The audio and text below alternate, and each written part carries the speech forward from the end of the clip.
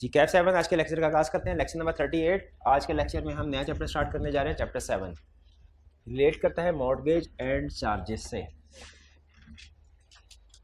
सबसे पहले स्टार्ट करते हैं बेसिक प्रीवियस जो चैप्टर्स हैं उनके साथ भी लिंक क्रिएट कर लेते हैं। कोई भी एक कंपनी जो पैसे इकट्ठा करना चाहती है, देखिए हर बिजनेस में पैसों की ज़रूरत तो पड़ती रहती है, तो जो फाइनेंस इकट्ठा करना चाहती है, सोर्सेज ऑफ फाइनेंस उसके 3 बड़े हैं। किसी भी कंपनी के लिए 3 बड़े सोर्सेज ऑफ फाइनेंस हैं। सोर्सेज ऑफ फाइनेंस का मतलब कि पैसा कहाँ से इकट्ठा कर सकती है कंपनी। पहला सोर्स है शेयर्स को इशू किया जाए। शेयर्स जिन लोगों को इशू किया जाता है वो शेयर होल्डर या मेंबर यानी कंपनी के मालिक होते हैं। दूसरी ऑप्शन है डिबेंचर्स इशू किए जाए। डिबेंचर्स भी शेयर की तरह पीसेज ऑफ पेपर होते हैं, लेकिन ये जिन लोगों को इशू किया जाता है उन्हें शेयर होल्डर नहीं बल्कि डिबेंचर होल्डर कहते हैं, और वो कंपनी के ओनर नहीं बल्कि लेंडर बनते हैं, यानी कंपनी को कर्ज अदा करते हैं और बदले में उन्हें इंटरेस्ट मिलता है। ठीक है। डिबेंचर्स नॉर्मली जनरल पब्लिक को इशू किए जाते हैं, लेकिन कभी कभार बैंक्स को भी इशू किए जा सकते हैं। नॉर्मली जनरल पब्लिक को इशू किए जाते हैं, नॉर्मली जनरल पब्लिक को, और शेयर होल्डर्स भी नॉर्मली जनरल पब्लिक को ही इशू किए जाते हैं। कभी कभार बैंक या अदर फाइनेंशियल इंस्टीट्यूशन को भी शेयर इशू किए जा सकते हैं, क्योंकि बहरहाल बैंक्स भी जनरल पब्लिक का हिस्सा है। तीसरी ऑप्शन होती है लोन। लोन में हम कुछ पार्टी से 1-to-1 बेसिस के ऊपर एग्रीमेंट करते हैं। ठीक है। इसके शेयर्स इशू करते हुए कोई एग्रीमेंट नहीं होता उन पार्टीज के साथ, इंडिविजुअल एग्रीमेंट नहीं होता जिन पार्टी को शेयर इशू किया जाता है। डिबेंचर इशू करते हुए भी कोई इंडिविजुअल एग्रीमेंट नहीं होता, जो डिबेंचर की टर्म्स एंड कंडीशन है उसके ऊपर ही लिखी होती है।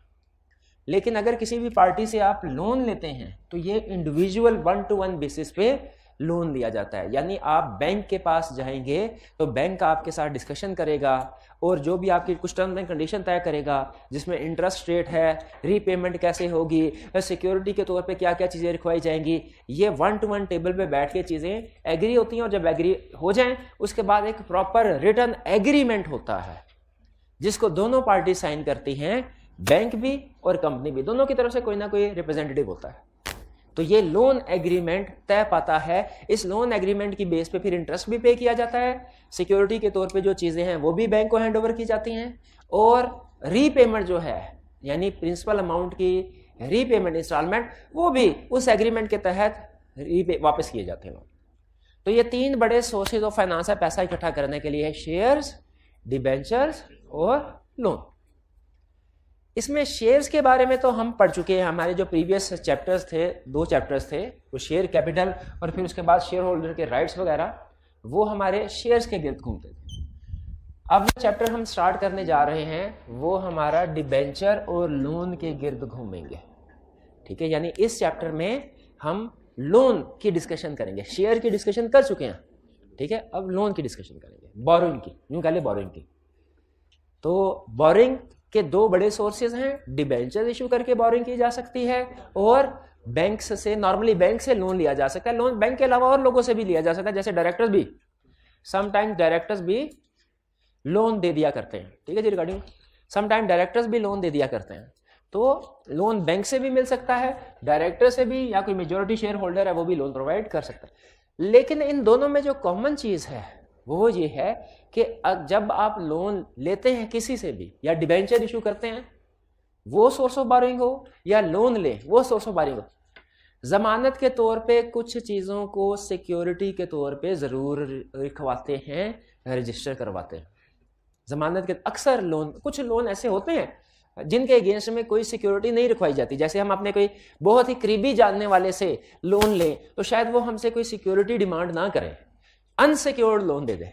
लेकिन ज्यादातर केसेस में, खास तौर पे बिजनेस के लिए जब आप लोगों से लोन लेते हैं, बैंक से लोन लेते हैं, कंपनियां जाहिर है उसने छोटा मोटा लाखों का लोन थोड़ी लेना, करोड़ों का लोन लेना होगा, तो बैंक से जब लोन लेते हैं तो बैंक सिक्योरिटी के तौर पे कुछ ना कुछ चीजें लाजमी आपसे रिक्वायर करता है कि आप जमानत के तौर पे चीजें रिक्वायर।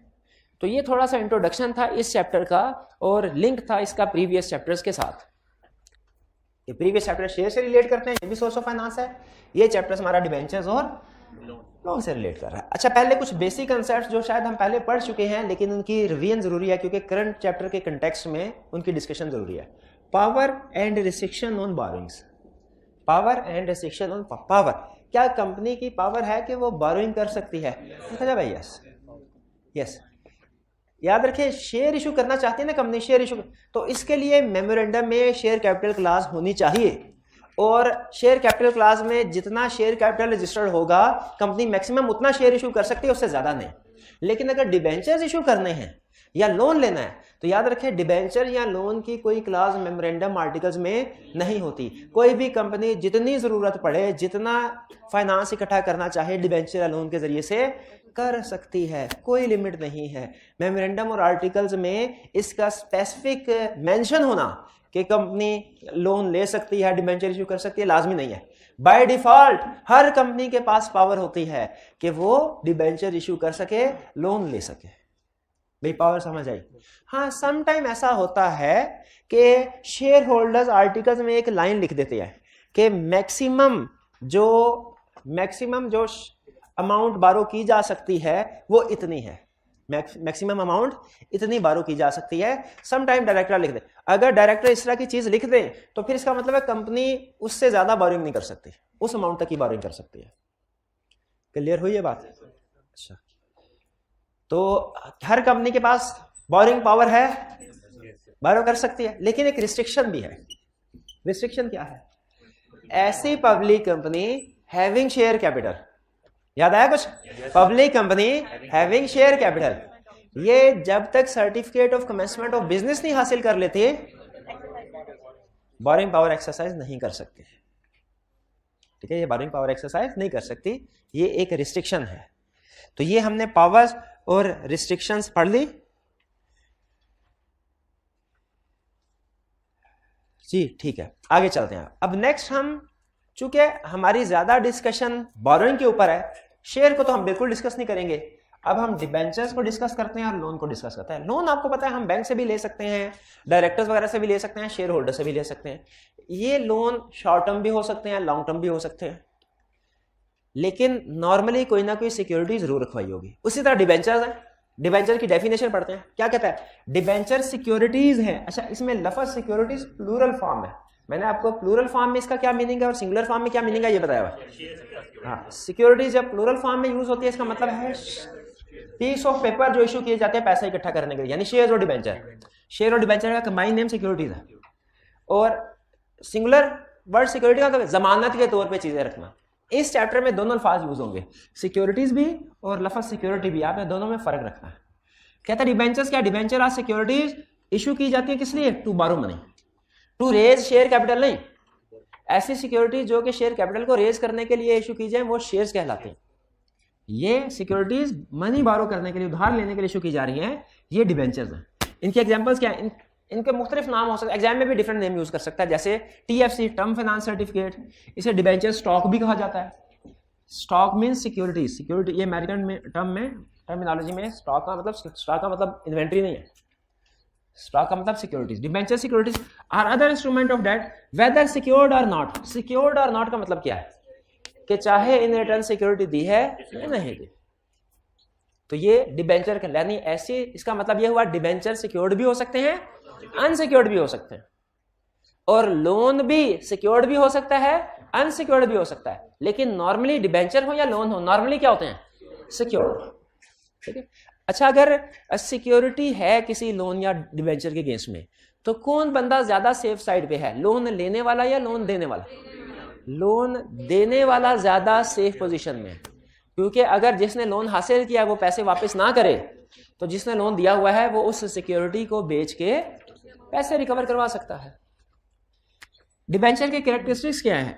यूजुअली डिबेंचर पे फिक्स इंटरेस्ट मिलता है, फिक्स इंटरेस्ट मिलता है डिबेंचर पे, नॉर्मली फिक्स इंटरेस्ट मिलता है। डिबेंचर में से दूसरी ऑप्शन भी होती है, डिबेंचर एक होते हैं बेस्ड ऑन इंटरेस्ट और एक होते हैं not based on interest. Debenture based on interest कौन से होते हैं? ऐसे डिबेंचर्स जिनके बदले में इंटरेस्ट मिलता है फिक्स्ड। और debenture not based on interest कौन से होते हैं? ऐसे डिबेंचर्स जिनके बदले में इंटरेस्ट नहीं मिलता, क्योंकि इंटरेस्ट हराम, सूद हराम है। अच्छा, डिबेंचर्स के बदले में इंटरेस्ट नहीं मिलता तो फिर क्या मिलता है? नहीं, डिविडेंड भी नहीं उसे कह सकते, उसे कहते हैं डिबेंचर नॉट, नहीं इंटरेस्ट नहीं मिलेगा, प्रॉफिट में से हिस्सा मिलेगा, प्रॉफिट में से हिस्सा मिलेगा, लेकिन उसे हम डिविडेंड नहीं कहेंगे, क्योंकि डिविडेंड तो शेयर्स में मिलता है और डिबेंचर शेयर्स नहीं है।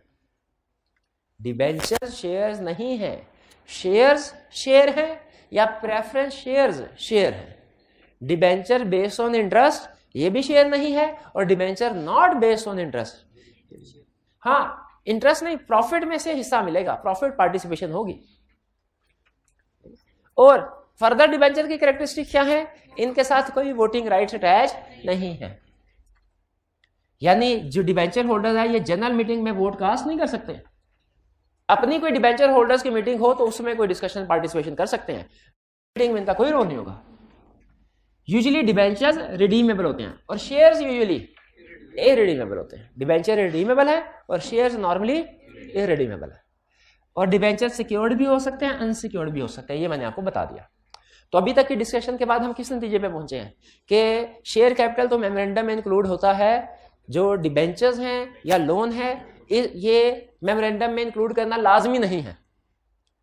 हर कंपनी की default power, by default power होती है कि वो लोन ले सकती है जरूरत के वक्त, जितनी अमाउंट चाहे उतना लोन ले सकते हैं डायरेक्टर्स जितनी। हाँ, लेकिन अगर शेयर होल्डर्स को खतरा हो तो शेयर होल्डर क्या करते हैं, एक लिमिट लिख देते हैं आर्टिकल्स में कि डायरेक्टर मैक्सिमम इस अमाउंट तक लोन ले सकते हैं, इससे ज्यादा नहीं।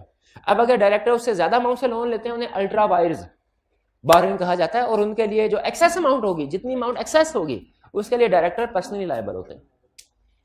ठीक है। और सोर्सेज ऑफ फाइनेंस कंपनी के लिए कितने हैं, 3, शेयर्स, डिबेंचर्स, लोन। डिबेंचर्स और लोन में कॉमन चीज क्या है कि इनमें ये interest base, normally interest base, और बदले में सिक्योरिटी रखवानी पड़ती है, सिक्योरिटी। ये जो चैप्टर अब इससे आगे चलेगा ना, सारा सिक्योरिटी के एंगल के ऊपर फोकस कर रहा होगा कि जब आपने बोरोइंग करनी है, लोन लेना है किसी बैंक से, तो बदले में सिक्योरिटी जो रखवाते हैं आप, कितनी तरह की सिक्योरिटी रखवा सकते हैं, टाइप्स ऑफ सिक्योरिटी। जो नेक्स्ट लर्निंग ऑब्जेक्टिव हम पढ़ने जा रहे हैं वो क्या है, टाइप्स ऑफ सिक्योरिटी।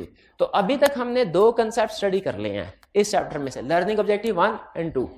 एक कंसेप्ट क्या स्टडी किया, पावर टू बोरो मनी, हर कंपनी की पावर है मनी बोरो करना चाहे कर सकते हैं। फिर रिस्ट्रिक्शन ऑन बोरोइंग, कंपनी पे भी रिस्ट्रिक्शन है एक कि certificate of commencement of business के बगैर बोरोइंग नहीं कर सकती, और डायरेक्टर्स के भी रिस्ट्रिक्शन है कि अगर शेयर होल्डर्स ने अमाउंट मेंशन कर दिया तो वो उससे ज्यादा बोरोइंग नहीं कर सकते। और फिर हमने टाइप्स ऑफ बोरोइंग पढ़ी कि बोरोइंग कितनी टाइप्स की हो सकती है। ठीक है, जो बोरोइंग है वो 2 बड़ी टाइप्स की हो सकती है, डिबेंचर्स और लोन। अच्छा, फर्ज कीजिए अब हम एग्जाम्पल लेते हैं। अब एग्जाम में ज्यादातर केस स्टडी चूंकि लोन की सेट होती हैं, इसलिए मैं भी लोन की एग्जाम्पल लेके आगे चल रहा हूं।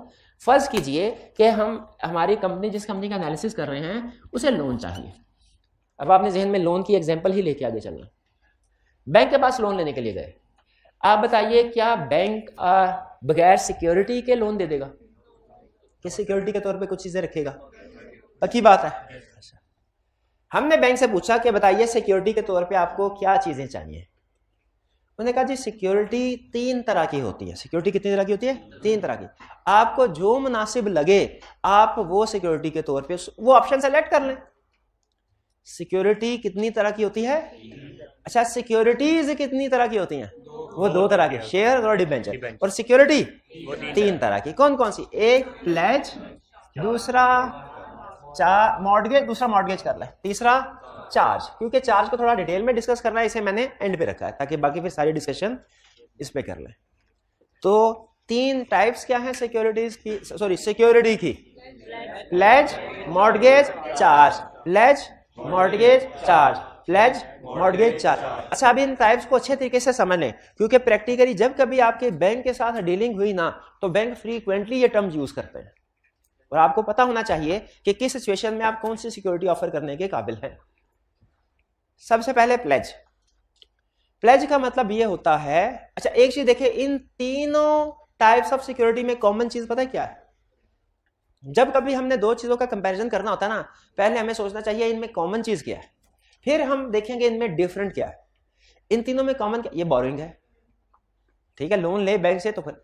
और सबसे अहम चीज जिसके ऊपर मैं आपकी तवज्जो दिलाना चाह रहा हूं, इन तीनों के केस में कोई ना कोई लोन एग्रीमेंट तय पाएगा पार्टी के दरमियान में। लोन एग्रीमेंट हर बोरोइंग के केस में लिखा जाता है, जिसमें टर्म्स एंड कंडीशन डिसाइड होती हैं। तो एग्रीमेंट, बोरोइंग एग्रीमेंट या लोन एग्रीमेंट, याद रखिए हर केस में होगा, चाहे सिक्योरिटी के तौर पे आप प्लेज रखवा रहे हैं चीजें, चाहे मॉर्गेज, चाहे चार्ज। ये बात समझ आगे चलते हैं आप। प्लेज क्या है, टाइप ऑफ सिक्योरिटी क्या है? प्लेज में मूवेबल सिक्योरिटीज बैंक के पास रखवाई जाती है। मूवेबल सिक्योरिटीज का मतलब क्या है? अच्छा, आपने एक टर्म सुनी होगी करंट एसेट और नॉन करंट, लेकिन बैंकिंग सेक्टर में ज्यादातर जो टर्म बोली जाती है वो मूवेबल और इमूवेबल प्रॉपर्टी की बोली जाती है। मूवेबल प्रॉपर्टी क्या है? जो एक जगह से दूसरी जगह आसानी से ट्रांसफर हो सकती है, और इमूवेबल जो एक जगह से दूसरी जगह ट्रांसफर नहीं हो सकती। मूवेबल प्रॉपर्टी की एग्जांपल क्या है? गाड़ी, ठीक है, इन्वेंट्री, ज्वेलरी आइटम्स वगैरह, ये मूवेबल इन्वेंट्री आइटम। और इमूवेबल प्रॉपर्टी कौन सी? Land, building, machinery, plant and machinery. अच्छा, मशीनरी पे ना एक आपको एडिशनल चीज बता दूं, कुछ मशीनरी ऐसी होती है जो आसानी से एक जगह से दूसरी जगह मूव की जा सकती है, थोड़ा भारी होती है, थोड़ा बहुत मेहनत लगती है, लेकिन कुछ मशीनरी ऐसी होती है जो लैंड के साथ फिक्स हो जाती है, जो लैंड के साथ फिक्स हो जाती है। जैसे अगर आप देखें तो आप जिस बेंच पे बैठे हो ना, इसको फिक्स कर दिया गया है, ठीक है, नहीं उतर सकती है फिर, लेकिन नॉर्मली अब ये जब तक इसके साथ लगी हुई है, ये इमूवेबल प्रॉपर्टी है, ये इमूवेबल की डेफिनेशन में आएगी, बैंक इसको इमूवेबल कंसीडर करेगा, ठीक है। तो बहरहाल प्रॉपर्टी की दो टाइप, मूवेबल और इमूवेबल। ये बात समझ आ गई आपको? अकाउंटेंट क्या एसेट्स की क्लासिफिकेशन करता है? करंट और नॉन करंट। बैंक और लॉयर्स ये क्या क्लासिफिकेशन करते हैं? इन्होंने करंट नॉन करंट नहीं पढ़ा हुआ, उन्होंने क्या पढ़ा? मूवेबल और इमूवेबल। तो हमारी जो डिस्कशन होगी ना वो मूवेबल और इमूवेबल होगी। बहरहाल जनरली मूवेबल करंट एसेट्स होती हैं, इमूवेबल नॉन करंट एसेट, ठीक है, लेकिन टर्म्स में फर्क है। आपने यहाँ पे करंट नॉन करंट की टर्म यूज नहीं करनी, मूवेबल और इमूवेबल की। प्लेज में क्या होता है कि कोई मूवेबल प्रॉपर्टी ले जाके बैंक के हवाले कर दी जाती है, फिजिकल पोजेशन बैंक की होती है। टाइप ऑफ सिक्योरिटी मूवेबल है, पोजेशन किसकी पोजेशन में होती है? लैंडर कौन होता है? लैंडर मीन सेंडर, जिसने लोन दिया हो, और जिसने लोन लिया हो उसे क्या कहते हैं? बोरोअर। लैंडर और बोरोअर ये टर्म यूज होंगी, आपने बड़े ध्यान से इनमें फर्क ज़हन में रखना है। जब कभी बैंक का केस आएगा तो बैंक क्या होगा, लैंडर या बोरोअर? बैंक हमेशा बैंकर लैंडर होगा, बैंकर हमेशा लैंडर होगा, वो लोन दे रहा होगा। तो प्लेज में मूवेबल आइटम्स होती हैं जो बैंकर या लैंडर की पोजीशन में चली जाती हैं। एग्जाम्पल क्या है? इन्वेंट्री। जब आप बैंक से लोन लें और बदले में इन्वेंट्री बैंक के हवाले कर दें, इसे क्या कहते हैं? प्लेज, ठीक है। हमारी जो शुगर इंडस्ट्री है ये अक्सर जब बैंक से लोन लेना हो तो जो चीनी की बोरियां होती हैं ये बैंकर की कस्टडी में दे देती हैं और बदले में लोन लेती है। फिर जैसे जैसे रीपे कर लेते हैं बैंक इनकी इन्वेंट्री को रिलीज करता रहता है। ये प्लेज की एग्जांपल है, कॉमन एग्जांपल। जो लोन लिया होता है क्या उसके इक्विवेलेंट अमाउंट की चीज होनी चाहिए? नहीं, बैंक नॉर्मली मार्जिन रखता है 20, 25%, 30%, वो डिपेंड करता है सिक्योरिटी के रिस्क पे। शेयर की प्राइसेस नॉर्मली ज्यादा फ्लक्चुएट होती हैं, शेयर सिक्योरिटी के तौर पे रखवाएंगे, प्लेज करवाएंगे ना तो बैंक अपना मार्जिन ज्यादा रखता है। गोल्ड में इतनी ज्यादा रिस्क नहीं होता क्योंकि नॉर्मली प्राइसेस इंक्रीज ही हो रही थी, उसमें भी बैंक मार्जिन रखता है लेकिन कम, शायद 10% रखेगा, लेकिन बैंक हमेशा कुछ ना कुछ मार्जिन रखता है, कंफर्म है ये बात। वो 20% से लेके 30% के दरमियान में होता है ऑन एवरेज। तो अगर आप 1 लाख का लोन लेंगे ना बैंक से, बैंक आपसे कहेगा 1,20,000 की सिक्योरिटी मेरे पास रखवाएं, ठीक है। तो ये अच्छा, हमारी कॉमन डे लाइफ में भी हम मॉर्टगेज की, सॉरी प्लेज की एक एग्जांपल देखते हैं। अगर बैंक के पास कोई ज्वेलरी रखवा के लोन लिया जाए, ये कौन सी एग्जांपल होगी? प्लेज। प्लेज, ये क्या होगी? प्लेज। प्लेज में मूवेबल प्रॉपर्टी किसकी पोजीशन में चली जाती है? लैंडर यानी बैंक। ये क्लियर हो गया? अब आगे चलते हैं। मॉर्टगेज, प्लेज है मूवेबल और मॉर्टगेज है इमूवेबल, यानी प्रॉपर्टी, लैंड, बिल्डिंग इमूवेबल है तो ये 100% श्योर है कि ये लैंडर की पोजीशन में प्रॉपर्टी नहीं जाएगी, क्योंकि कोई अपना घर उठा के तो बैंक को सिक्योरिटी के तौर पे नहीं दे सकता, घर तो उधर ही रहेगा। तो टाइप ऑफ मॉर्टगेज में कौन सी टाइप ऑफ सिक्योरिटी है? इमूवेबल। और इसमें पोजीशन किसकी रहती है? बोरोअर की। इसीलिए बोरोअर मॉर्टगेज में ज्यादा कंफर्टेबल रहता है प्लेज की निस्बत, क्योंकि प्लेज में वो जो एसेट बैंक के हैंडओवर कर देता, अब इस एसेट को इस्तेमाल नहीं कर सकता, जबकि मॉर्टगेज के केस में वो उस एसेट को इस्तेमाल भी कर सकता है, लैंड, बिल्डिंग वगैरह। अच्छा, लेकिन यहाँ पे क्वेश्चन ये है, जब जिस एसेट को मॉर्टगेज करवाया जा रहा है जब वो बोरोअर की पोजेशन में ही है तो बैंक कैसे सिक्योर हुआ? उसके जो लीगल डॉक्यूमेंट्स है ना, टाइटल डॉक्यूमेंट्स, ये ट्रांसफर किए जाते हैं लैंडर को। टाइटल डॉक्यूमेंट्स ट्रांसफर किए जाते हैं लैंडर को। यहाँ पे एक चीज अच्छे तरीके से समझ लीजिएगा, टाइटल डॉक्यूमेंट्स क्या होते हैं? जो मालिकाना हकूक, आम ज़बान में जिसे आप कहते हैं रजिस्ट्री, इंतकाल, फर्द वगैरह इस तरह के अल्फाज इस्तेमाल करते हैं, वो टाइटल डॉक्यूमेंट्स है जो साबित करते हैं कि आप किसी घर के मालिक हैं। आपने जब कभी घर सेल करना होगा ना, कोई प्रॉपर्टी, टाइटल डॉक्यूमेंट्स के बगैर घर सेल नहीं हो सकता। ठीक है, यहाँ पे एक चीज जो समझने वाली है वो ये कि जब हम कहते हैं ना कि मॉर्टगेज में टाइटल डॉक्यूमेंट्स बैंक को ट्रांसफर होते हैं, जब हम कहते हैं मॉर्टगेज में टाइटल डॉक्यूमेंट्स बैंक को ट्रांसफर होते हैं, इसका यह मतलब नहीं है कि हम घर बैंक के नाम पे लगा देते हैं। नहीं, घर हमारे नाम पे ही होता है। टाइटल डॉक्यूमेंट्स में भी यही होता है कि हमारा नाम लिखा हुआ उसके ऊपर, हम सिर्फ ये डॉक्यूमेंट्स को इकट्ठा करके ये बैंक के हवाले कर देते हैं। ये है ट्रांसफर का मतलब। क्योंकि जब कोई चीज किसी दूसरे के नाम पे ट्रांसफर कर देंगे ना, वो फिर सिक्योरिटी नहीं रहती, वो फिर सेल हो जाती है। वो तो सेल हो जाती है जब ओनरशिप, तो इसमें किसी में भी ओनरशिप चेंज नहीं होती, ओनरशिप चेंज नहीं होती। तो टाइटल डॉक्यूमेंट्स, अच्छा, जब टाइटल डॉक्यूमेंट्स ट्रांसफर हो जाते हैं तो बैंक कैसे सिक्योर्ड रहता है भला? क्यों सिक्योर्ड? क्योंकि अब अगर आप चाहें भी तो बैंक की इजाजत के बगैर इसको सेल नहीं कर सकते। बैंक की इजाजत के बगैर उसको सेल नहीं कर सकते। ये कंसेप्ट समझ आया?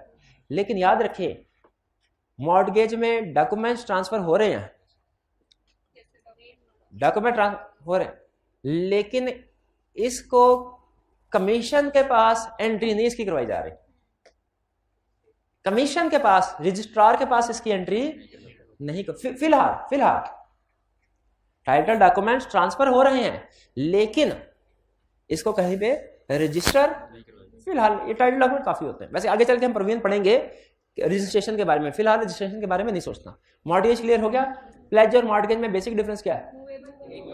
Movable, immovable. पोजेशन प्लेज में बैंक के पास चली जाएगी, लेंडर के पास, मॉर्टगेज में बोरोअर के पास। अब आते हैं चार्ज। चार्ज में सबसे इंटरेस्टिंग चीज पता है क्या है?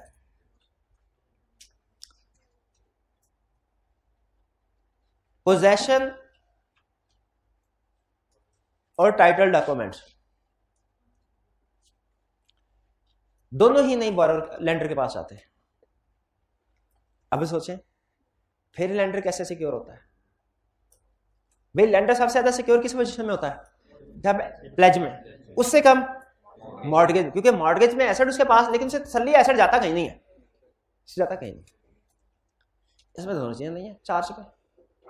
तो ये सिक्योरिटी की नेचर के लिहाज से सोचे तो लगता है ये सबसे वीक सिक्योरिटी है, किसी हद तक है भी वीक सिक्योरिटी, लेकिन प्रैक्टिकली सबसे ज्यादा जो सिक्योरिटी की टाइप यूज की जाती है वो चार्ज ही है। तो क्वेश्चन यह है कि इसमें ऐसी क्या खास बात है कि जो इसमें ना पोजेशन जा रही है ना टाइटल, लेकिन फिर भी ये ज्यादा यूज की जाती है? उसकी रीजन ये है कि इसमें एससीसीपी इन्वॉल्व हो जाता है। एससीसीपी ये कहता है कि आपका जब एग्रीमेंट हो गया ना, लोन एग्रीमेंट कंपनी के साथ, तो आपने उस लोन एग्रीमेंट की रजिस्ट्रेशन मेरे पास भी करवा दें, उस लोन एग्रीमेंट की रजिस्ट्रेशन मेरे पास भी करवा दे। कमीशन के पास या रजिस्ट्रार के पास इसकी रजिस्ट्रेशन करवाने का फायदा क्या होगा? क्योंकि वो ये कहता है कि देखिए, कमीशन कहता है मैं कंपनी का रेगुलेटर हूं, कंपनी जितनी मेरी बात मानेगी ना उतनी शायद किसी और की बात ना माने, तो मैं तो कंपनी का बाइंडिंग का पार्टनर भी इशू करवा सकता हूं। इसीलिए अगर मेरे पास रजिस्ट्रेशन करवा ली तो एक तरह से समझाने के लिए कह रहा हूं, असल में ये लफ्ज या कंसेप्ट कहीं यूज नहीं हुआ लॉ में, समझाने के लिए कह रहा हूं। कमीशन कहता है एक तरह से मैं गारंटर बन जाऊंगा कि जब कभी कोई भी सेल करने की बारी आएगी तो मैं इंश्योर करूंगा कि एग्रीमेंट की खिलाफ वर्जी ना हो रही हो। और एक दूसरी, अच्छा बात पता है क्या, बैंक वाले खुद कहते हैं, बैंक वाले के पास जाए ना, सर प्लेज कर ले, कहते हैं ना, सर मॉर्टगेज कर ले, कहते हैं नहीं, चार्ज पे राजी हो जाते हैं। बल्कि अब ज्यादातर जो है वो charge he type of security के तौर पे चलता है। प्लेज और मॉर्टगेज समझ आ गया ना आपको? चले इसको हम अलग कर देते हैं। बैंक्स चार्ज को क्यों पसंद करते हैं? प्लेज में बैंक को मसला पता क्या होता है, गैस करें? सेफ तो है, ये सामान रखना पड़ेगा, कस्टडी कर। और बाज़ औक़ात कंपनी वाले आगे लड़ते हैं कि आपने हमारा सामान सही तरीके से ट्रीट नहीं किया, ये खराब हो गया, अब इसका नुकसान आप भरेंगे। हमारे चावल रखवाए थे, बारिश आई, अब वो चावल सारे गीले हो गए, किसी काम के नहीं रहे, ठीक है? या इसी तरह की दूसरी प्रोडक्ट। तो इस तरह की सिचुएशन को फिर बैंक अवॉइड करने की कोशिश करता है। मॉर्टगेज को क्यों बैंक डिस्करेज करता है? मॉर्टगेज में बारोअर एक बैंक के साथ एक तरीका वारदात लगाता है। बैंक को जेन्युइन कागज दे देगा और फिर जाके पटवारी के पास 5,000 रुपया उसे देगा, उससे कहेगा मैं वापस आ रहा था और रास्ते में डाकू आए, जो कुछ था मेरे से छीन के ले गए, उसमें ओरिजिनल डॉक्यूमेंट भी, मुझे बराए मेहरबानी डुप्लीकेट डॉक्यूमेंट इशू करें। डुप्लीकेट डॉक्यूमेंट इशू करवा के किसी दूसरे बैंक के पास चला जाएगा। तो इसमें रिस्क ज्यादा होता है। आपने अक्सर शायद प्रैक्टिकली सुना भी होगा कि एक सिक्योरिटी के अगेंस्ट में कई लोगों से लोन लिया हुआ है। तो बैंक इसको भी ये थोड़ा कम पसंद करते हैं। लेकिन कमीशन के पास ये रिस्क नहीं होता, क्योंकि कमीशन के पास अगर आप कभी जाए ना कभी आर्टिकल्स में, तो कमीशन के पास एक कंपनी का स्टार्ट से लेके एंड तक जितने भी उसने लोन लिए होते हैं सबका रिकॉर्ड होता है। आप उससे पूछ सकते हैं एज ऑन टुडे कंपनी की किस प्रॉपर्टी पे किस किस बैंक का चार्ज रजिस्टर है, कमीशन आपको बताएगा, रजिस्ट्रार बताता है।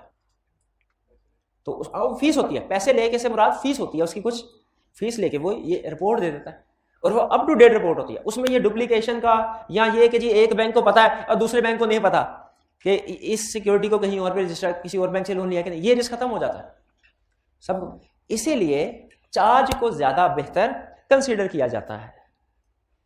तो टाइप ऑफ सिक्योरिटी चार्ज में क्या है? Movable and immovable.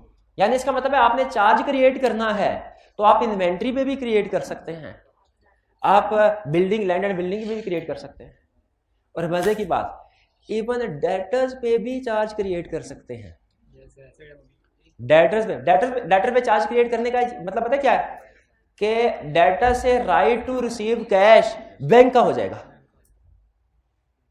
लेकिन जब आप कंपनी डिफॉल्ट करेगी तब, जब कंपनी डिफॉल्ट करे ना, तो फिर अगर डेटर्स पे चार्ज क्रिएट करवाया हो तो डेटर से जो पैसे रिसीव करने हैं ये कौन करेगा? बैंक रिसीव करेगा। ठीक है भाई, ये बात समझ आई? अच्छा, अब आपको एक चीज बता दूं, पहले ये रिक्वायरमेंट होती थी कि कुछ सिक्योरिटी को रजिस्टर करवाना लाजमी नहीं है, कुछ को लाजमी होता था। लेकिन अब प्रोसेस को सिंप्लीफाई किया जा रहा है।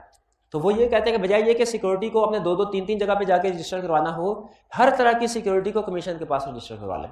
तो अब जो आज के दिन की रिक्वायरमेंट है ना, वो पता है क्या है कि चाहे प्लेज हो, चाहे चार्ज हो, चाहे मॉर्टगेज हो, हर तरह की सिक्योरिटी अगर कंपनी ले रही है, कंपनी लोन ले रही है, तो हर तरह की सिक्योरिटी को कमीशन के पास रजिस्टर करवाना लाजमी है, ताकि कोई भी इसमें कंपनी भी सिक्योर है, बैंक भी सिक्योर है, लेंडर ज्यादा सिक्योर है। उसे पता है कि इस सिक्योरिटी के अगेंस्ट मल्टीपल लोन नहीं लिए गए। चार्ज समझ आ गया क्या है? चार्ज मूवेबल और इमूवेबल दोनों प्रॉपर्टी पे होता है। इसकी पोजीशन किसके पास होगी? borrower के पास। एग्जांपल्स क्या है? Loan against receivables, loan against receivables and current assets. ठीक है, एंड करंट एसेट्स, यानी और भी करंट एसेट्स हो सकते हैं, इन्वेंट्री भी हो सकती है। तीनों में फर्क समझ आ गया? किन तीनों में? प्लेज, मॉर्टगेज और चार्ज। अब चार्ज की आगे दो टाइप्स हैं, एक है फ्लोटिंग चार्ज, एक है फिक्स चार्ज। फ्लोटिंग चार्ज और fix charge. Fix charge by nature mortgage जैसा है, लेकिन बहरहाल चले छोड़े, उसको मिक्स नहीं करते। चार्ज की दो टाइप्स हैं, कौन कौन सी? फिक्स चार्ज और फ्लोटिंग चार्ज। अच्छा, अब मैं आपको एग्जांपल बताता हूं, आपने एग्जांपल से खुद कंसेप्ट निकालना है, क्योंकि शायद मैं इसका डिफरेंस अल्फाज में बताना चाहूं ना कि फ्लोटिंग या मैं शायद सही तरीके से ना बता सकूं। एग्जांपल क्लियर करेगी। बैंक के पास लोन लेने के लिए गए, बैंक ने कहा सिक्योरिटी के तौर पे क्या है? हमने कहा चार्ज रजिस्टर करवाएंगे आपकी फेवर में, बैंक की फेवर में। रजिस्टर किसके पास करवाएंगे? कमीशन के पास। ठीक है, और कमीशन का सब जो रजिस्ट्रार होता है उसके पास, बेसिकली रजिस्ट्रार भी कमीशन के अंडर होता है। बैंक ने कहा ठीक है, बताइए किस प्रॉपर्टी पे? हमने कहा हमारी कंपनी के जितने भी लैंड है पूरे पाकिस्तान में, जितनी भी लैंड है सब पे चार्ज क्रिएट करवाते हैं आपका। इसका मतलब क्या हुआ, अगर हम डिफॉल्ट करते हैं तो जितनी भी लैंड होगी सारी, उसमें से कोई भी लैंड सेल करके, कराची वाली भी, लाहौर वाली भी, फैसलाबाद वाली भी, बैंक अपने पैसे रिकवर करवा सकता है। ओन ऑल प्रॉपर्टी या own all land of company इन पाकिस्तान, पूरी की पूरी कैटेगरी पे चार्ज क्रिएट कर। एक ही ऑप्शन। दूसरी ऑप्शन क्या है, बैंक वाले ने कहा सिक्योरिटी क्या हो, हम उसे कहेंगे वो जो 50C फैसल टाउन में ये बिल्डिंग है, ये लैंड है, ये इसमें हम आपका चार्ज क्रिएट करवाते हैं। अब इसका मतलब क्या है कि ये सिर्फ यही एक प्रॉपर्टी पे चार्ज क्रिएट करवाया गया है। अगर हम डिफॉल्ट करते हैं, बैंक सिर्फ इसी प्रॉपर्टी को सेल करके पैसे रिकवर करवा सकता है, बाकी को नहीं करवा सकता। तो बताइए, पहले वाला जिसमें entire class of asset, entire undertaking, entire class of asset पे चार्ज क्रिएट कराया गया था, ये कौन सी टाइप है, फ्लोटिंग चार्ज। और जिसमें सिंगल प्रॉपर्टी थी, फिक्स चार्ज। स्पेसिफाई किया हुआ था हमने प्रॉपर्टी कौन सी है, किस जगह पे है, यानी फिक्स चार्ज में प्रॉपर्टी आइडेंटिफाइएबल है। कौन सी प्रॉपर्टी आइडेंटिफाइएबल है, फ्लोटिंग चार्ज में जहां पे भी जो भी है। स्पेसिफिकली फ्लोटिंग चार्ज की प्रॉपर्टी स्पेसिफिकली आइडेंटिफाइबल नहीं है। जब डिफॉल्ट हुआ तो जो प्रॉपर्टी जगह पे है वही समझी जाएगी अंडर चार्ज है। अच्छा, आप सोच के बताइए, जो कि मुझे पूरा यकीन है आप गलत बताएंगे। बैंक के पॉइंट ऑफ व्यू से फिक्स चार्ज और फ्लोटिंग चार्ज दोनों में से कौन सा ज्यादा बेहतर है, कौन सी ज्यादा पैरामाउंट इंपॉर्टेंट सिक्योरिटी? कितनों का ख्याल है फिक्स्ड, कितनों का ख्याल है फ्लोटिंग? फिक्स्ड वाले ठीक है। उसकी रीजन पता है, बज़ाहिर ये लगता है कि फ्लोटिंग में तो सारे पाकिस्तान की प्रॉपर्टी कवर हो गई और फिक्स में सिर्फ एक प्रॉपर्टी। देखिए, इससे फर्क क्या पड़ता है? अगर आपने 100 मिलियन का लोन लिया है और 200 मिलियन की एक प्रॉपर्टी हो या 200 मिलियन की 10 प्रॉपर्टी हो, इससे क्या फर्क पड़ता है? अगर लोन 100 मिलियन का है तो 200 मिलियन की प्रॉपर्टी में भी आप उतना ही सिक्योर है, 1000 मिलियन में भी उतना सिक्योर, आपका अमाउंट तो कवर हो गई ना। अच्छा, कंसेप्ट ये नहीं है कि 100 का लोन देके 1000 मिलियन की सिक्योरिटी रखी ना, तो जब वो डिफॉल्ट करेगा तो बेच के 1000 का 1000 पास रख लेंगे। बैंक कितना रखेगा पास? रखेगा 100। 200 मिलियन की प्रॉपर्टी में भी 100 ही रखेगा, 1000 मिलियन की प्रॉपर्टी सिक्योरिटी के तौर पे उसमें भी 100 मिलियन ही रखेगा। तो ये जरूरी है कि अमाउंट बोरोइंग से ज्यादा हो। अब ज्यादा है तो 150 भी कभी वही हिसाब है जो 1500 का है। तो नंबर ऑफ सिक्योरिटी ज्यादा होने से कोई इतना फर्क नहीं पड़ता। चले यूं समझे, थोड़ा सा बैंक ज्यादा सिक्योर फील करेगा अगर ज्यादा सिक्योर, मैं एग्री करता हूं। लेकिन एक और फर्क है, वो क्या? फ्लोटिंग चार्ज में, यानी जब हम कहते हैं ना ऑल, स्पेसिफाई नहीं करते कौन सी सिक्योरिटी, तो बारोर के पास राइट होता है, वो चाहे तो कोई प्रॉपर्टी सेल कर सकता है। जब फ्लोटिंग चार्ज होता है ना, फ्लोटिंग चार्ज को फ्लोटिंग चार्ज, फ्लोटिंग का मतलब क्या है? जो चीज तैर रही हो। कभी अगर देखे ना आप समंदर की लहरों पर कोई चीज तैर रही हो, वो कभी अप कभी डाउन, कभी अप कभी डाउन, कभी ऐसे चलती है। तो फ्लोटिंग चार्ज का भी यही मतलब। जब आप कह देते हैं ना ऑल प्रॉपर्टी, तो आप जब चाहे, अब मुझे ये बताइए, आपने कॉन्ट्रैक्ट में लिखवा दिया all property, all land and building of company in Pakistan, agreement हो गया। सोच के बताना है, एग्रीमेंट होने के बाद आपने एक नई प्रॉपर्टी खरीदी, इस प्रॉपर्टी पे चार्ज क्रिएट हुआ कि नहीं हुआ?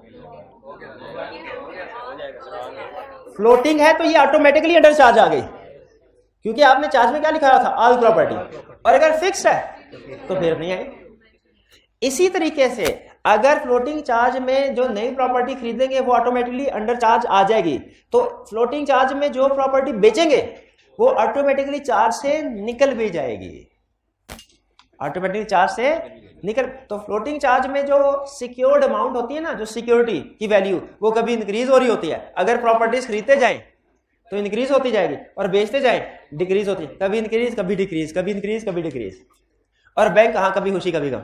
तो बैंक को इंक्रीज पे इतनी खुशी नहीं होती, डिक्रीज पे जितना ज्यादा गम होता है। इसीलिए बैंक जो फ्लोटिंग चार्ज है इसको एक गुड सिक्योरिटी नहीं समझते, फिक्स चार्ज को गुड, क्योंकि फिक्स चार्ज वाली चीज को आप बैंक की इजाजत के बगैर नहीं बेच सकते। फ्लोटिंग चार्ज वाली चीजों को बैंक की इजाजत के बगैर आप बेच सकते हैं, फिक्स को नहीं बेच सकते। फ्लोटिंग चार्ज में नई चीज खरीदेंगे ऑटोमेटिकली अंडर चार्ज आ गई, और जो चीज बेचेंगे वो ऑटोमेटिकली चार्ज से निकल गई। लेकिन फिक्स चार्ज में आप किसी चीज को बेचना चाहते हैं जिसपे फिक्स चार्ज क्रिएट किया हुआ है, जब तक बैंक की इजाजत नहीं लेंगे बेच नहीं सकते, कमीशन नहीं बेचने देगा आपको। भाई फिक्स और फ्लोटिंग में समझ आया फर्क? फिक्स में क्या कह रहा है? ऑन स्पेसिफिक आइडेंटिफाइबल एसेट, यानी प्रॉपर्टी है तो बताना पड़ेगा किस शहर में है, किस इलाके में है, कितना एरिया है इसका। और फ्लोटिंग क्या होता है? On entire class of asset, या इसको अंडरटेकिंग भी कहते हैं, ग्रुप ऑफ एसेट। याद है अंडरटेकिंग का टर्म हमने पहले पढ़ी है। स्पेसिफिक आइडेंटिफाइबल एसेट और क्लास ऑफ एसेट, समझ आ गई फर्क? दूसरा फिक्स प्रेजेंट एसेट में है, जबकि floating present plus future. Future asset से क्या मुराद है? जो नया एसेट खरीदेंगे वो भी अंडर चार्ज ऑटोमेटिकली आ जाएगा। इसमें नया एसेट ऑटोमेटिकली अंडर चार्ज नहीं आएगा क्योंकि आपने सिक्योरिटी पे लिखवाया हुआ आइडेंटिफाइबल है। Company can not dispose, fix charge में जो प्रॉपर्टी है कंपनी अगर चाहे तो उसको डिस्पोज नहीं कर सकती, लेकिन फ्लोटिंग चार्ज में कंपनी डिस्पोज कर सकती है। ठीक है, और new asset automatically under charge आ जाएंगे।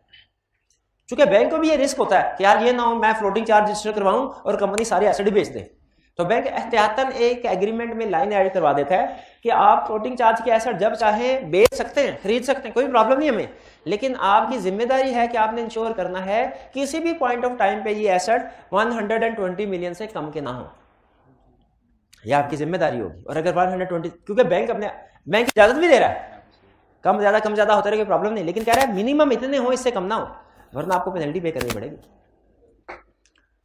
और लास्ट कंसेप्ट प्रायोरिटी। अगर कंपनी वाइंड अप होते में आपको पता है जब कंपनी वाइंड अप होती है तो उसके एसेट्स को बेच के लोन को रीपे किया जाता है। अच्छा मुझे बताइए, मैं आपको 3-4 तरह के लोन बताता हूं। एक आपने बताना है सबसे पहले कौन सा लोन पे होगा, फिर कौन सा।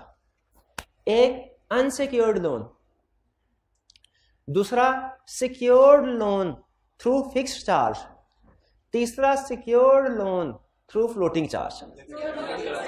सबसे पहले पेमेंट किसकी होगी? फिक्स चार्ज की। जो पहला सिक्योरिटी पे राइड होता है वो फिक्स चार्ज वाले का, उसको पेमेंट हो जाएगी सारी, फिर जो पैसे बचेंगे फ्लोटिंग चार्ज वालों को जाएंगे, और फिर जो पैसे बचेंगे अनसिक्योर्ड। लाइक टर्म यूज कहता है हम ये नहीं कहते कि अनसिक्योर्ड पेएबल नहीं है, अनसिक्योर्ड लायबिलिटी है कंपनी की, पेएबल है, लेकिन इनकी बारी बाद में आएगी। एक आई के आपने सीफैप लेवल की केस स्टडी थी, उसमें एक क्वेश्चन पूछा था, उसने कहा एक कंपनी ने बैंक से लोन लिया और फ्लोटिंग चार्ज एग्रीमेंट में तय पाया कि फ्लोटिंग चार्ज रजिस्टर करवाया जाएगा कमीशन के पास, लेकिन अनफॉर्चुनेटली फ्लोटिंग चार्ज कमीशन के पास से रजिस्टर करवाना भूल गए, लॉयर भूल गया। कंपनी ने भी फॉलोअप नहीं किया, बैंक ने भी फॉलोअप नहीं किया, कंपनी डिफॉल्ट कर गई। अब बताइए इस बैंक को पेमेंट होगी कि नहीं? इसका जवाब था पेमेंट होगी, लेकिन पहले सिक्योर डेट पेमेंट होंगे, उसके बाद कुछ समझ आई भैया? अभी तक जितनी डिस्कशन हुई सारी समझ आ गई? अगर सारी समझ आ गई तो एक और कंसेप्ट प्रैक्टिकल पॉइंट है, अगर आप कहें तो समझा दूं। जिस तरह फिक्स और फ्लोटिंग चार्ज में प्रायोरिटी किसको दी जाती है वाइंडिंग अप में, उसी तरह ना फर्दर प्रायोरिटीज भी होती है। फ्लोटिंग चार्ज के अंदर भी कुछ प्रायोरिटी है। एक चार्ज रजिस्टर हुआ 10 अप्रैल को, दूसरा चार्ज रजिस्टर हुआ 20 अप्रैल को। पहले पेमेंट किसको? 10 अप्रैल। दूसरी पेमेंट इस पे भी आई केस स्टडी सुनने फिर उसने कहा लोन दिया गया 10 अप्रैल को, एक लोन दिया गया 10 अप्रैल को, एक लोन दिया गया 10 मई को। पहले कमीशन के पास रजिस्टर हो गया 10 मई वाला, बाद में रजिस्टर हुआ 10 अप्रैल वाला। कंपनी वाइंड अप हुई, पहले कौन सा लोन रिपे होगा? 10 मई वाला। कमीशन ये कहता है मैं तब देखूंगा मेरे पास कौन आया और कब आया, जो मेरे पास आके पहले रजिस्ट्रेशन करवा गया मैं उसका राइट समझूंगा, ठीक है। जिसने रजिस्ट्रेशन ही नहीं करवाई या लेट करवाई उसको उस लिहाज से क्यू में रखेंगे। तो ये समझ आया आपको? फिक्स और फ्लोटिंग ये असल में होता है जब रीपेमेंट की बारी आई ना, तब अहमियत का पता चलता है फिक्स चार्ज कितना अहम था, फ्लोटिंग चार्ज कितना अहम था। क्लियर? अब आपने क्या करना है, आज की आपकी होम असाइनमेंट कोई रिटन क्वेश्चन नहीं है, सिर्फ पढ़ना है और याद करना है। ये 3 लर्निंग ऑब्जेक्टिव 1, 2 और 3 चैप्टर 7 के। क्लियर? आज का लेक्चर यहाँ खत्म करते हैं। अल्लाह हाफिज।